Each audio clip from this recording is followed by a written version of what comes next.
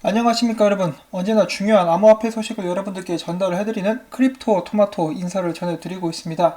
자, 비트코인이 어제 갑작스런 상승을 보여주면서 지금 현재 가격 1389불 기록을 해주고 있습니다. 그와 동시에 도미넌스도 올라가서 69%를 기록을 해주고 있는 그런 상황이고요. 오늘은 어떤 중요한 소식들이 있는지 여러분들께 또 전달해드리도록 하겠습니다. 자, 이 미국 증시 이야기를 빼놓을 수가 없는데요. 원래 프리마켓에서는 미국 증시가 전체적으로 하락한 상태에서 이제 거래 준비가 되고 있었는데 트럼프 대통령의 발언과 함께 모든 상황이 역전됐습니다. 그는 저번 주에는 시진핑을 자신의 적이라고 이야기를 했다가 이번에는 위대한 지도자다라고 이야기를 하면서 중국 쪽에서 전화가 걸려왔고 무역 협상에 대해서 진지하게 이야기를 하게 될 것이다라고 이야기를 하게 되면서 미국 증시가 이제 바로 상승을 시작하는 그런 모습을 보여주었었습니다. 자, 그런데 제가 여기서 좀 충격적인 것을 여러분들께 전달을 해드리고 싶은데요. 이 기사에도 나와있듯이 중국이 먼저 전화했다는 것을 트럼프 대통령은 강조를 했습니다. 자, 그런데 중국 쪽의 이야기를 들어보면은 그런 적이 없다라고 하고 있죠. 트럼프 대통령이 뭔 얘기하는지 전혀 모르겠다 라고 하면서 그 발언을 부정합니다. 그래서 어느 한쪽은 거짓말을 하고 있다라고 저희가 생각을 해볼 수가 있겠습니다. 아니면 이 기사 자체가 잘못되는 것일 수도 있겠지만은 제로해지 같은 경우는 어느 정도 신뢰할 수 있는 그런 언론사입니다. 자, 이것 때문에 지금 트럼프 대통령이 선거를 우려해가지고 계속해서 증시를 억지로 높이려고 하고 있다라는 추측들이 계속해서 나오고 있는 그런 상황입니다. 그럼에도 불구하고 그는 지금 현재 미국과 멕시코 국경에다가 이런 식으로 벽을 짓고 있다라고 하죠. 지금 지어지고 있는 모습이 보여지고 있는데 이런 건 정말 대단한 것 같습니다. 대한민국 같은 경우도 이제 제대로 합법적으로 체류를 하고 일을 하러 오신 분들께는 차별 없이 사회 구성원으로서 이렇게 대우를 해줘야겠지만은 불법 체류자들, 특히 이제 한국으로 숨어든 범죄자들, 한국에 기어 들어와서 영어 선생하는 범죄자들도 꽤 많이 있습니다. 그거 외에 노동자 같은 경우도 전부 다 불법 체류자들은 싹 잡아가지고 쫓아내야 되는데 그런 쪽에는 지금 처리가 하나도 되고 있지 않고 우선 인권이니 뭐니 하면서 착한 척만 하는 사람들이 있어요. 서민들은 위험에 노출되고 있는데 말이죠. 정말로 답답한 그런 상황입니다. 자, 아무튼 계속해서 이어서 기사를 보면요. 트럼프 대통령 같은 경우는 무역전쟁 여파를 가라앉히는 데만 집중을 하고 있고 최근에 영국 중앙은행 총재가 이야기를 했었던 미국 달러를 디지털 자산으로 대체해야 된다라는 말에 대해서는 아직까지는 구체적으로 언급을 하고 있지는 않은 그런 상황입니다. 자, 그 다음 국내 소식 보도록 하겠습니다. 은성수 금융위원장 후보자 암호화폐 제도화는 부작용을 우려할 수 있다. 이미 부작용 많이 일어나고 있잖아요. 제도화 안 시켜가지고. 자, 한번 읽어보도록 하겠습니다.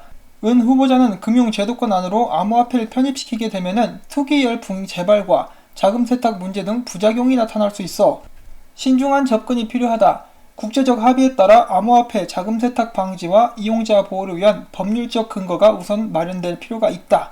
그리고 또한 특정 금융정보법 개정안이 조기에 입법될 필요성이 있다라고 견해를 밝혔습니다. 자, 지금 2017년도부터 똑같은 이야기를 동네에서 과일 파시는 아저씨 아주머니들이 틀어놓은 그 뽕짝처럼 반복적으로 이렇게 플레이를 해주고 있습니다. 전혀 나아진 게 없죠. 그 사이에 지금 기사를 보시면은 다시 활개치는 해킹 공격에 한국 암호화폐 거래업계 비상. 물론 이 기사 자체는 거래소가 해킹을 당했다는 그런 소식은 아닙니다. 그렇지만 국내 같은 경우는 거래소들 보안이 취약한 것이 사실이고 해킹을 당하기도 굉장히 쉽습니다.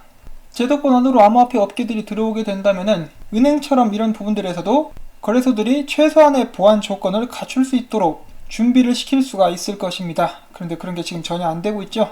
자, 아무튼 또 기사 잠깐 보면은 국내 최대 암호화폐 커뮤니티 사이트 땡글닷컴에서 해킹 피해가 발생해 회원 개인정보가 대량 유출된 가운데 암호화폐 거래 사이트 빗썸을 사칭한 이메일이 유포되고 있어 투자자 주의가 요구된다. 제 방송을 시청하시는 모든 분들께서는 이런 사기꾼들이나 해킹에 당하지 않으시기를 바랍니다. 그리고 이제 커뮤니티라든지 그런 데다가 여러분들이 투자한 금액이 얼마다, 암호화폐 뭐 몇 개 갖고 있다, 그런 거 절대로 올리지 마세요. 굉장히 위험합니다. 그리고 암호화폐 같은 경우는 장투하실 분들은 하드웨어 월렛 하나 정도는 꼭 구입을 하시기를 다시 한번 말씀을 드립니다. 자, 그 다음은 브라질로 갑니다. 브라질 중앙은행이 암호화 자산 비금융 상품으로 분류. 브라질 중앙은행 같은 경우는 이번에 국제통화기금 IMF의 가이드라인을 바탕으로 이미 거래된 암호화 자산은 비금융 상품으로 분류되며 중앙은행 대차 대조표에서 상품으로 회계 처리가 된다라고 발표를 했습니다. 암호화 자산 매입량이 매도량보다 많은 브라질의 경우 암호화 자산 순 매입량을 중앙은행 대차 대조표 상에 대차 대조표 상에 기입해 무역 흑자 규모를 줄여서 무역 수지 안정화에 기여할 수 있다라고 그들은 이야기를 하고 있습니다. 그래서 여기서 중요한 것은 브라질 중앙은행이 IMF의 가이드라인을 적용을 했다라는 것이겠죠. 앞으로 더욱더 많은 나라의 중앙은행들에서 IMF가 발표한 이 가이드라인을 따를 가능성이 있지 않을까 하고 생각을 해봅니다.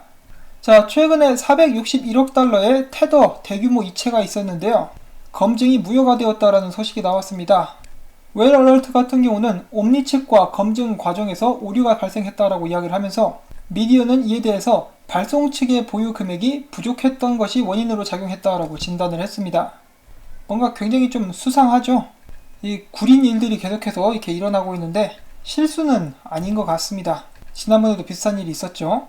자, 이 테더에 관련해서 많은 불안감이 조성이 되고 있는 가운데 바이낸스 같은 경우는 그래도 아랑곳하지 않은 모습을 보여주고 있습니다. 바이낸스가 이번에 랜딩 서비스를 정식 출시하게 되었는데요.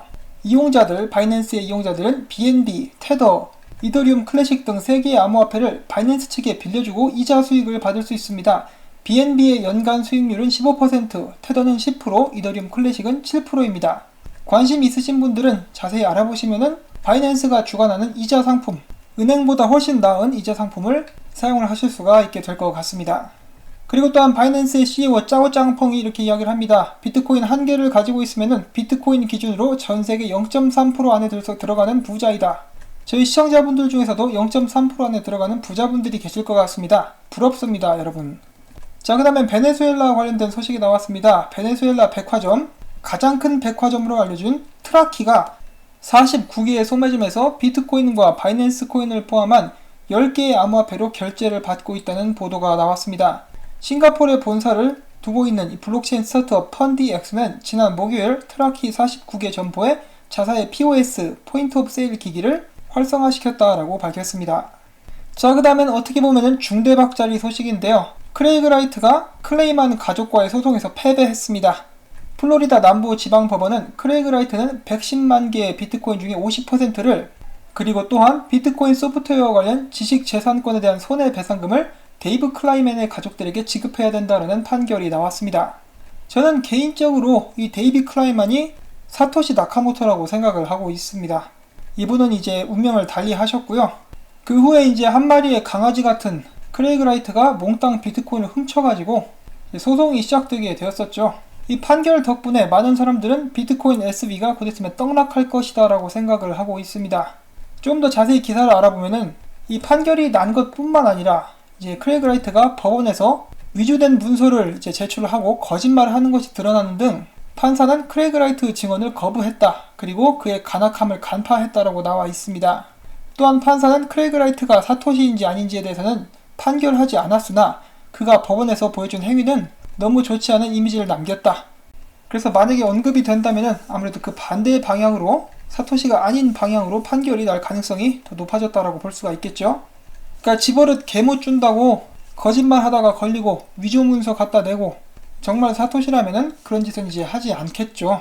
자, 여기서 두 가지 제가 궁금한 점이 있는데요. 이 110만 개의 비트코인을 개인 키가 없어가지고 못 풀고 있는 것으로 제가 알고 있습니다. 정확하진 않아요. 근데 여기 보시는 켈빈 아이어와 함께 이 락을 풀기 위해서 따로 이제 사무실까지 차리고 열심히 노력하고 있다는 그것까지는 들었었는데 이 상황에서 이제 55만 개의 비트코인을 지불을 할 수 있을 것인가?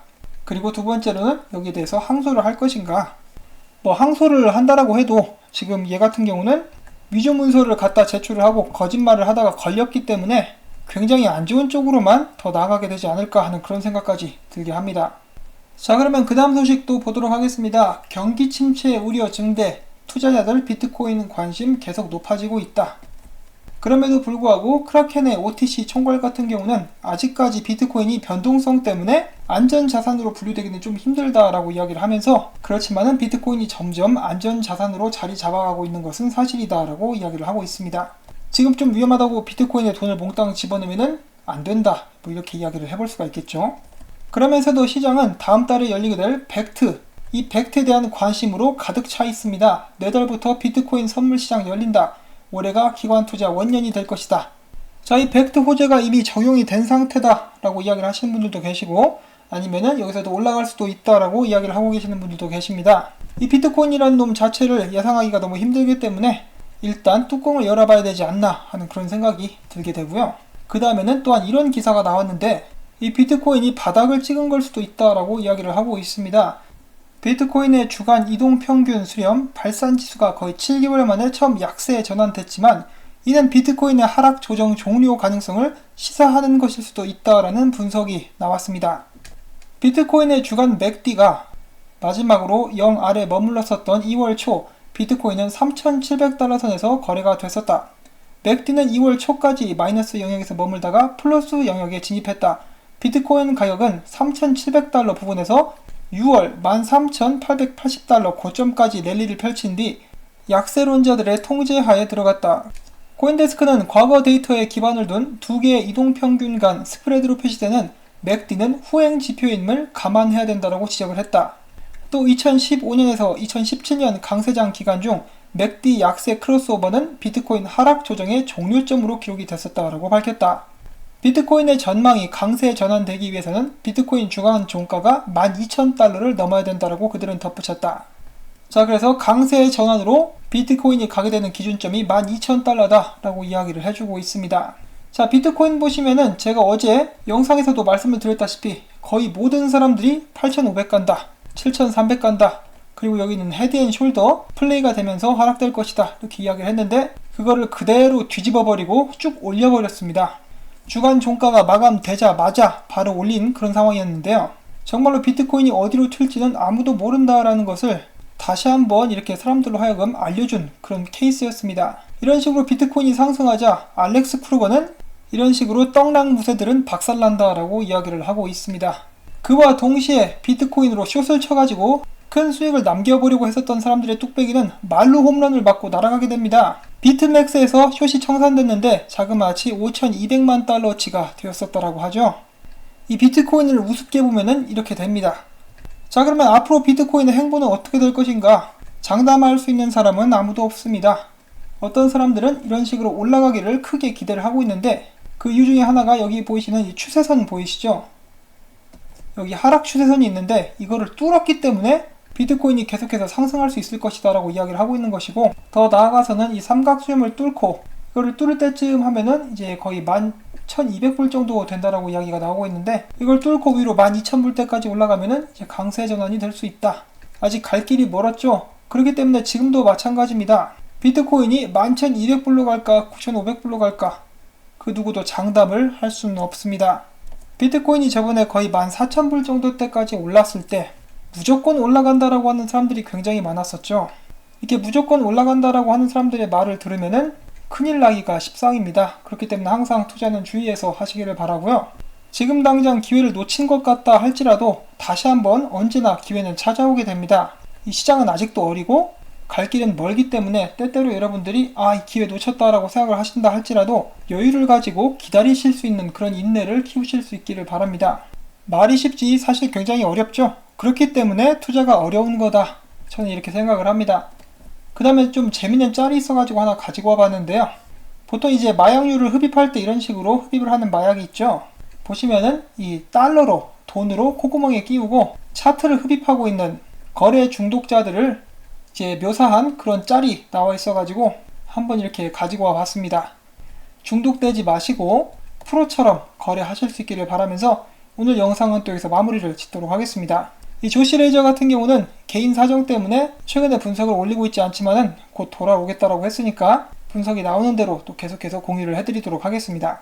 오늘도 시청해주신 여러분들께 진심으로 감사의 말씀을 전해드리고 제가 열심히 이렇게 모아온 정보들이 도움이 되셨다면은 구독과 좋아요 그리고 제가 계속해서 열심히 일할 수 있도록 팁으로 광고 시청 처음부터 끝까지 꼭 부탁을 드립니다. 광고가 나오는 동안에 열심히 목 운동 스트레칭 하실 수 있기를 바라면서 한 분 한 분 광고 봐주시는 분들께 진심으로 감사의 말씀을 전해드립니다. 자, 그러면 전 다음에 새로운 소식 또 가지고 찾아뵙겠습니다. 안녕히 계십시오.